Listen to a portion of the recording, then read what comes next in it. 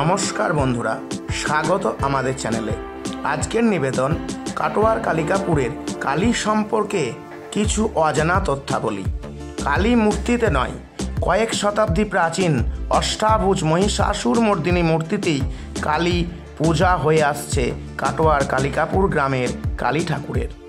দেবী মহিষাসুর মর্দিনী রূপে বিরাজ করলেও কালী রূপেই পূজিত হয়ে আসছে এই মা।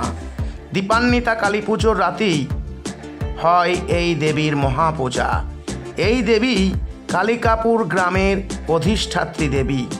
এই দেবীর নাম অনুসারেই গ্রামের নাম হয়েছে কালিকাপুর। এই সম্পর্কে এক লোককথা শোনা যায়। কালিকাপুর থেকে কয়েক কিমি দূরে কুমড়ি নামে একটি গ্রাম আছে। গ্রামের পাশ দিয়ে বয়ে চলেছে কুমড়ি নামে এক নদী। কয়েকশো বছর আগে কুমড়ি গ্রামের এক ব্রাহ্মণ স্বপ্নাদেশ পান কুমড়ি নদী থেকে মাটির মূর্তি তুলে এনে প্রতিষ্ঠা করার জন্য, কিন্তু তিনি বিষয়টি তেমন গুরুত্ব দেননি। এরপর কালিকাপুর গ্রামের এক ব্রাহ্মণ ওই একই স্বপ্নাদেশ পান। সেই মতো তিনি কুমড়ি নদী থেকে মূর্তি তুলে এনে পূজা শুরু করেন। এই গ্রামে কোনো কালী পূজা হয় না, এমনকি বাড়িতে কোনো মা কালীর ক্যালেন্ডারও রাখা হয় না। গ্রামবাসীদের কথায় এখানকার মা খুবই জাগ্রত। যখনই কেউ বিপদে পড়েন এই মা কালী তাদের উদ্ধার করেন। এমনকি অমাবস্যা রাত্রে মন্দিরের চত্বরে মায়ের পায়ের ঘুঙুরের আওয়াজও শোনা যায়। সব মিলিয়ে মা কালী এক জীবন্ত মা রূপী পূজিত হয়ে আসছেন। আসুন এই মন্দিরের পূজারী ঠাকুর মহাশয় রতন মুখার্জির মুখ থেকে শুনে নেই মায়ের কিছু অলৌকিক কাহিনী। বন্ধুরা, আমি যখন মায়ের মন্দিরে প্রবেশ করলাম তখন পূজারী মহাশয় মায়ের পূজা করছেন। মায়ের প্রতিদিন নিত্য সেবা হয়। আসুন দেখে নিই মায়ের নিত্য পূজা। এরপর পূজা শেষেই ঠাকুর মহাশয় এই মায়ের কিছু অলৌকিক কাহিনী আমাদের সামনে তুলে ধরবেন। এই মূর্তিটির গঠনশৈলী দেখে ঐতিহাসিকরা অনুমান করেছেন যে এই মূর্তিটি পাল এবং সেন যুগের।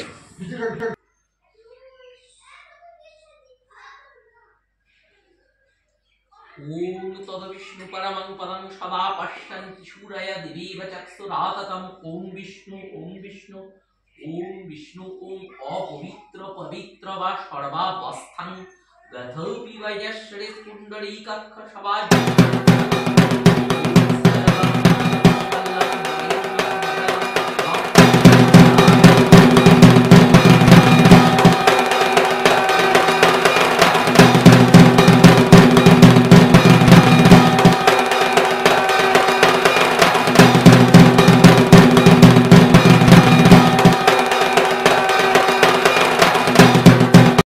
পূজা সম্পূর্ণ হলো।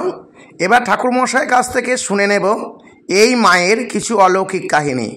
ঠাকুরমশাই, আপনি এই মায়ের কিছু অলৌকিক কাহিনী আমাদের শোনান। এটা পাওয়া গিয়েছিল আমাদের কালিকাপুর থেকে 6.5 কিলোমিটার দূরে কুমড়ি নামক গ্রাম থেকে। কুমড়ি গ্রামে মানে ওইদিকে আদি গঙ্গা তখন ওইখান দিয়ে প্রবাহিত ছিল। দিয়ে গঙ্গার যখন গতিপথ চেঞ্জ হয়ে যায় তখন ওইটা একটা বিলে রূপান্তরিত হয়। বিলটার নাম গাংরা বিল। ওই গাংরা বিল থেকে বহু প্রাচীনকালে মূর্তিটা পাওয়া যায়। মূর্তিটা পাওয়ার সময় মা স্বপ্নাদেশ করেন, মানে কুমড়ি গ্রামের একজন ব্রাহ্মণকেও স্বপ্নে দেখা দিয়ে বলেছিলেন যে কি বলে এখান থেকে মূর্তিটাকে উদ্ধার করতে, কিন্তু সে ব্রাহ্মণটা খুব একটা গুরুত্ব দেয়নি স্বপ্ন। মানে স্বপ্ন তো আমরা প্রায়শই দেখে থাকি, সবাই তো সে স্বপ্নকে গুরুত্ব দেওয়া হয় না, সেরকম নিয়েও গুরুত্ব দেননি। এবং পরবর্তীকালে আমাদের কালিকাপুরের একজন ব্রাহ্মণকে স্বপ্নাদেশ করেন দেবী। আমাদের কালিকাপুরের ব্রাহ্মণ যখন লোকজন নিয়ে যখন ওখানে গিয়ে মূর্তির খোঁজ করতে থাকে তখন বলে কালিকাপুরের ব্রাহ্মণ মূর্তিটা মানে কালিকাপুরের লোকজন মূর্তিটাকে প্রথম দেখতে পায়। এবং দেখতে পাওয়ার পর তারা তখন আমাদের এখানে নিয়ে আসার জন্য প্রস্তুতি নেয় এবং নিয়ে আসার চেষ্টা করে। এবং তখন কুমড়ি গ্রামের লোকজন বাধা সৃষ্টি করে যে আমরা আমাদের গ্রাম থেকে আমরা মূর্তিটাকে নিয়ে যেতে দেবো না। তখন ওখানে মানে আমাদের এখানকার লোকের সঙ্গে ওখানের লোকের একটা কথাবার্তা চলে। সে সময় দেবী একটা মানে অলৌকিক একটা দৈববাণী হয়েছিল, মানে উপর থেকে একটা যে আওয়াজ যে দেবী বলেছিলেন যে তোরা কাঁদিস না, তোরাও যখন আমাকে বিপদে পড়ে স্মরণ করবি তখন তোরাও আমার পাবি আসতে বলে। এবং ওখানে মাকুড় সপ্তমীর সময়, মানে সরস্বতী পুজোর পরের দিন, মানে সপ্তমী তিথিতে ওখানে মহাসমরায়ের সঙ্গে বলি দিয়ে পূজা হয়।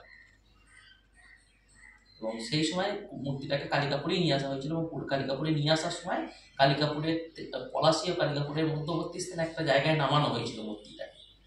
এবং ওইখানটাতে এখনো মানে বাঁধিয়ে টাদিয়ে ওখানে যে লোকজন ছিল তারা ওখানে বাঁধিয়ে ওটা রেখে দিয়েছে, মানে সংরক্ষণ করে।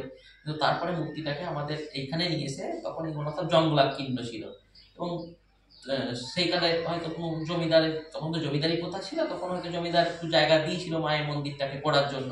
তখন মায়ের মন্দিরটা এরকম ভাবে খড়, ওই পাতা এসব দিয়ে নির্মাণ করা হয়েছিল। পরবর্তীকালে যখন মানে একটু প্রচার ঘটে, মায়ের প্রসার ঘটে, তখন চুন সুরকি গাঁথনি দিয়ে সেই যে ঘরগুলো হয় সেরকম ভাবে তৈরি করে মাকে রাখা হয়েছিল। পরবর্তীকালে 1407 সালে, মানে ইংরেজি 2000 সাল মনে হয়, ওই সেই সময় আবার পুনঃসংস্কার করে এই বর্তমান এই মন্দিরে রূপান্তরিত করা হয়েছে। পরবর্তীকালে আরো হয়তো মন্দিরটা বড় কিছু করার পরিকল্পনা আমাদের আছে, এবং মায়ের কাছে আশাবাদী যদি কিছু করা যায়।